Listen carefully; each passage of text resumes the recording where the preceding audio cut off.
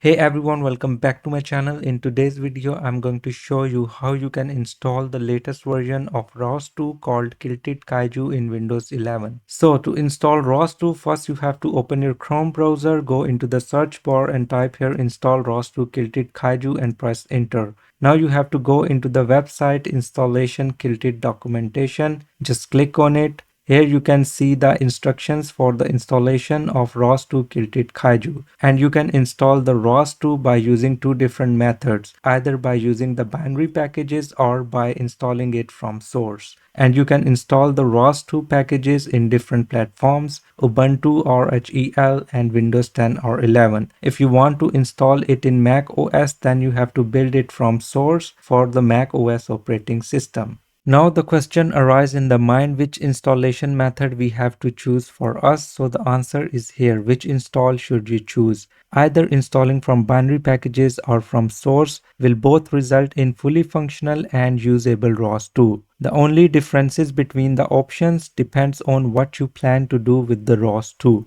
For example, binary packages are meant for general use and they provide an already built install of ROS 2. And this is great for the peoples who want to dive in and start using ROS 2 as in right way. And building from source is mostly meant for the developers who want to contribute, collaborate, alter or explicitly omit parts of ROS 2 base. It is also recommended for platforms that don't support ROS binaries. And this installation method also gives you the option to install the absolute latest version of ROS 2. And in this video, we just cover how to install the ROS 2 using the binary packages in Windows 11. So to see the full installation guide, you have to click on this link, Windows Binary. And now we will go through each step one by one in order to install the ROS 2 in our system. So the first step is the system requirements, and in the system requirements, it is only supported for Windows 10, but I have already tested it on Windows 11. It also works for Windows 11.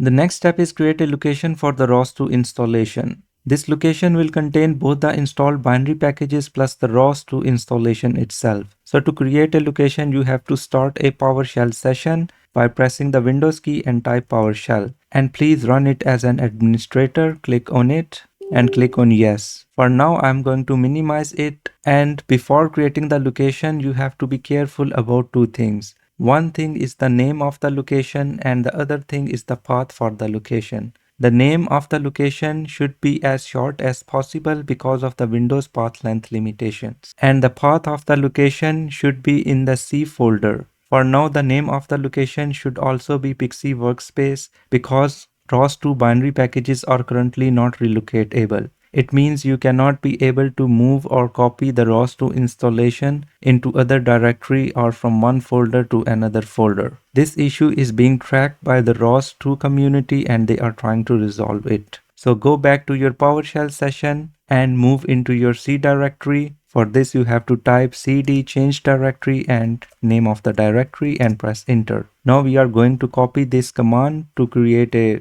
directory. Just copy it, go back to your PowerShell session and paste it here. If I press enter, it will create a directory in the C folder with the name of Pixi workspace. MD means make directory. The next step is install prerequisites, and ROS 2 uses Conda as backend for packages with Pixi as the front end. It means in the back end the ROS 2 packages are being managed by the Conda, but in the front end we will use the Pixi command or the Pixi tool to create or manage the packages. So first we are going to install the Conda.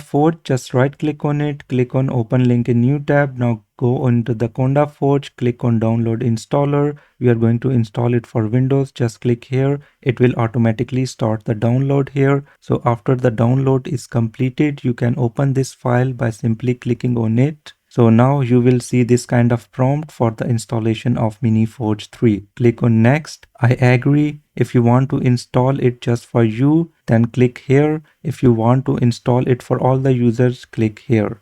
So I want to install it just for me. Click on next. I'm going to install it in the default location. Click on next. And here are few options that you have to select. The first option is create shortcuts. Yes, I want the shortcut, so check this box. The second one is add Miniforge to my path environment variable. It is not recommended because it may be conflict with other applications. And the third one is register Miniforge as my default Python 3.12. It will allow other programs such as VS Code, PyCharm to automatically detect this Miniforge as the primary Python on the system. So I'm going to check it because it is recommended.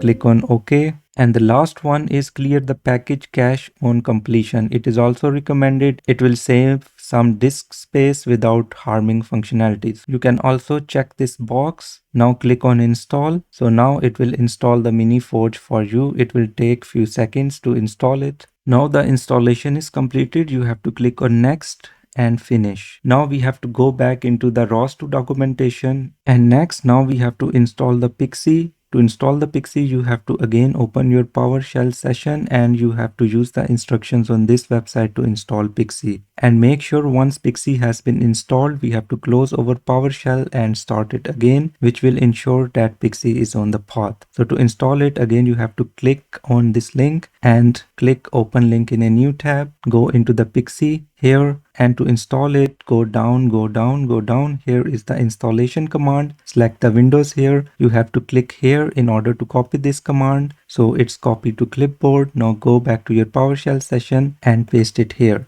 and press enter. It will take few minutes to completely install it, so have some patience. As you can see that Pixi is installed and it's also added to the path. Now we have to restart our shell. So just close it and reopen your shell. Just type here PowerShell, run as administrator, click on yes, and now go back into your C directory. And if I type now Pixi, and you can see here this command is working here. Now go back into the ROS2 documentation, and the next step is we have to install the dependencies. We have already downloaded the Pixi, and next we have to download the Pixi configuration file. So we have to move in our workspace. Just copy this command, go into your PowerShell session and paste it here. Press enter. Now you are in the C Pixi workspace. And the next thing, to download the Pixi toml file, we have to use this command. So select all of it, click copy, go back into your PowerShell session and now paste it here. It will download this pixi.toml file from this web page, and it will save this file with this name pixi.toml as well in our working directory. So press enter. And next step, in order to install the dependencies, we have to copy this command and go back into your PowerShell and paste it here and press enter. It will again take few minutes to completely install it. Now as you can see that all the dependencies have been installed. Now you will see this kind of command. The default environment has been installed after the successful installation, and at this stage we are done